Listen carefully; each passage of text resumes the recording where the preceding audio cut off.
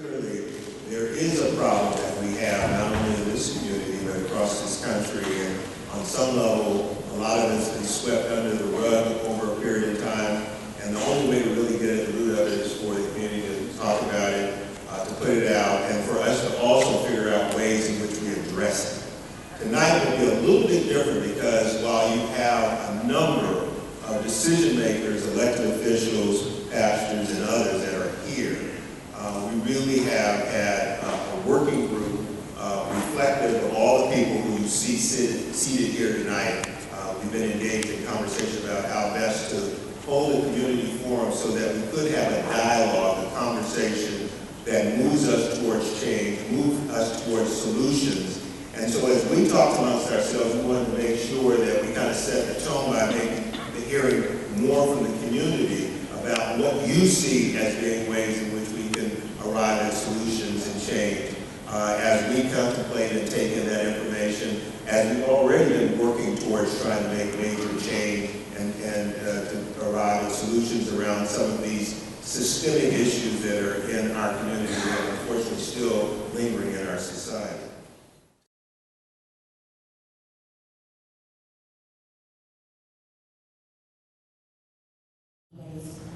When we talk about police and community interaction, we understand that especially our African American and brown young men are scared of police. And we also flip-flop and understand too that some police are scared of the office, some police are scared of the citizens in the community. But one of the things that I believe that should take place is more dialogue with the police and the community by the police coming out to getting to know the people in the community. Not just living 40 miles away when they're hired or 50 miles away, wherever, but coming, living in the community so that they can get an idea of how to react when situations occur. Because currently, oftentimes, police live further out. They don't know the community really that they police, and they don't know the people in the community. Right. But take off your uniform sometime, come to some of the events, talk with the people in the community, and get to know them. Because oftentimes they don't know the people that houses they go to, they don't know the people, and they don't know how young men or young women act in the community.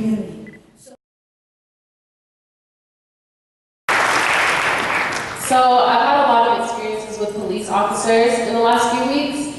I've gone out several times to protest the cold-blooded, consequenceless murders of Black men and women in America.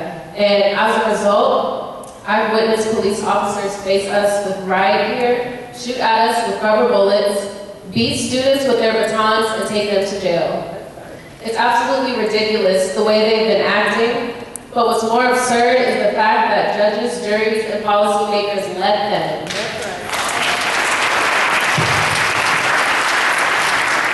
They have no consequences and they know it. Even more disturbing than seeing police guns raised at peaceful protesters was looking in the eyes of a police officer as he pushed me over the guardrail and onto an embankment on the side of the freeway in Oakland with a pained expression on my face and seeing him laugh at me. They kill us, and they laugh at the fact that we're mad. What I did find when I was in school today, over at one of the middle schools, is that people really want to see the police in a different way than they see on the news every day. My suggestion, and I hope that we have a huge opportunity to work with the Oakland Unified, we have new leadership now, in relationship with sixth graders all the way up through high school, and have the police officers showcase how they relate to students on a daily basis. They could rotate through campuses and share themselves with the students, so that's not all they see is a bad police officer, but somebody that makes the effort to get to know them. And that's just a suggestion that I have, and I hope that it goes somewhere, because we have a huge opportunity to really change people's perspective of the police, and they get to know the community at the same time. First is that we need to demand that our local governments and our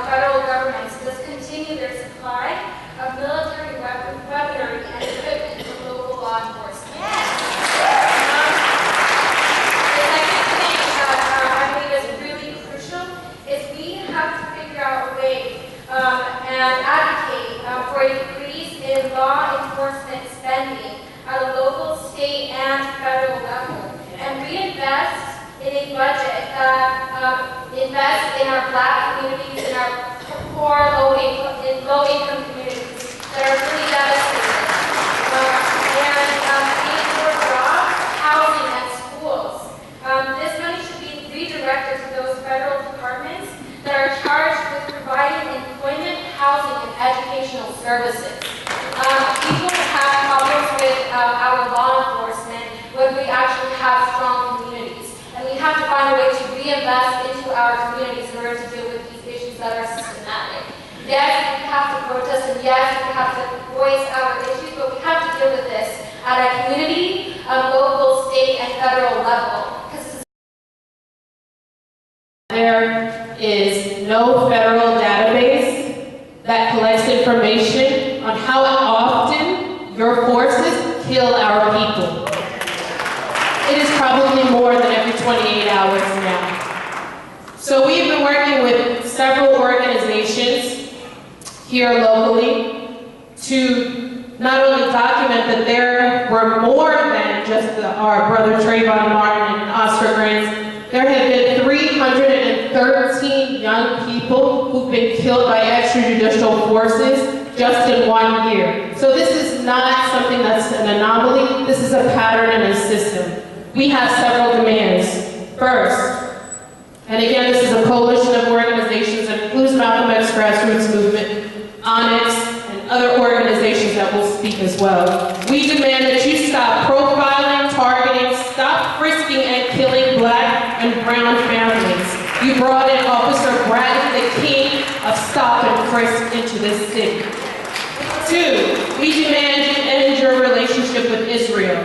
That means no urban shield in our city.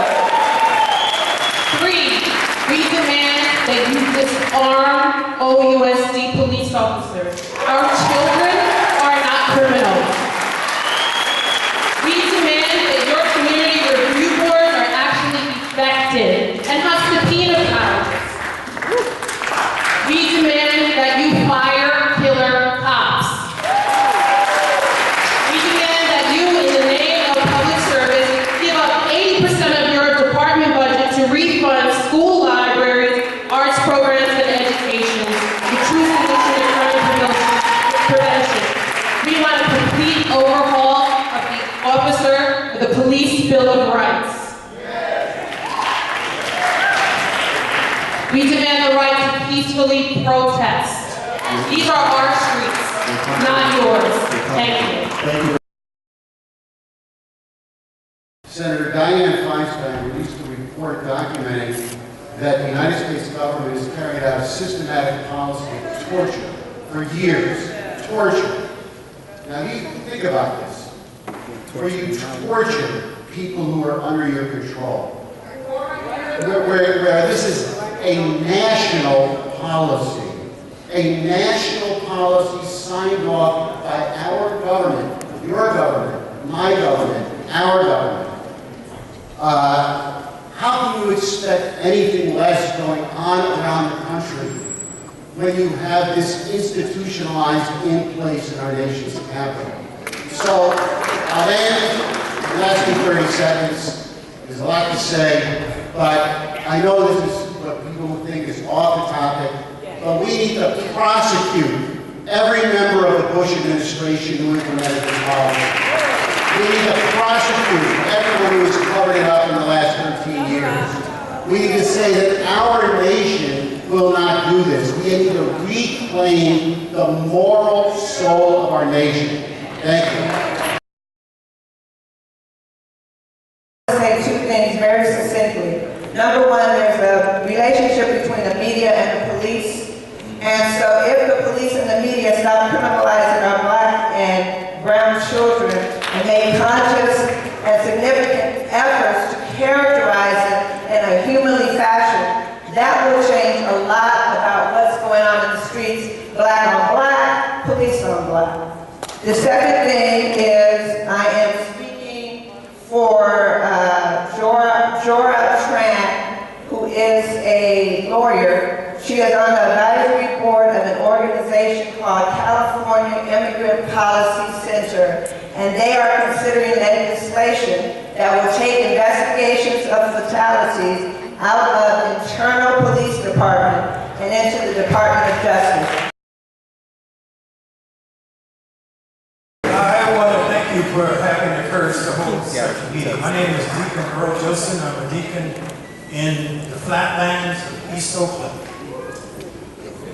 I want to encourage the community to join me in offering our support to the federal judge, Elton Henderson, for the ongoing support of the oversight of the Oakland Police Department. That's number one. The community needs to communicate that to the judge, that we support his oversight, the ongoing oversight. All so-called law enforcement officers must issue a business card upon initial contact with the public.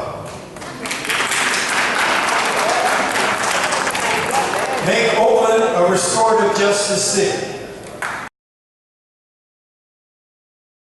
None of us are going to be safe until the police are disarmed. We have to take away their guns, their body armor, everything. Was anybody here asked, do you want armed men to walk amongst us? We're not going to be safe as long as they're armed. And as long as they think it's okay to shoot somebody because they're stealing something. Property is not important. Property is not important. Property is insured. Life is sacred. Property is insured. Life is sacred. All of you should be out in the streets holding these kind of meetings with the people. The youth have spoken. The people have spoken. They said, shut it down. Shut it down. That's what they're saying. We need you out in the streets walking along with us. I was also hit with police officers, the highway patrol. Okay. 64 years old. We've done this. We've done it. Disarm them. But we also have to really know that the comments and the input that you're giving us, we're taking very seriously. And we need this because we all are fighting political battles. There's legislation I'm just going to lay out right now, and I'm glad to hear the focus in terms of our federal resources and how they need to be directed away from the military industrial complex back into our communities, because that's what it's about. And there are several bills that we're working on that, and I've heard some of you comment about this, but we're going to need this army of support out there. You know, my heart goes out to all of our families, Wanda, everyone who's had these tragic murders in their lives. But I have to say that we're going to need all of you to make these changes. Because 50 years ago, if you see the movie Selma, those of you who know and were around it know the change did not come from within, it came from outside. It was the protests, it was young people, it was the fight on the streets that got this change that we so desperately need. And so thank you for being here. We're gonna move forward. I've heard you loud and clear. I think everyone has, and we've got to organize. This is about organizing, and a lot of it, it's about organizing, and a lot of this is about political empowerment and accountability. And so don't forget the politics of what we have to do also in this community, including holding us all accountable for the work that comes out of this meeting and other marches and protests. So thank you again.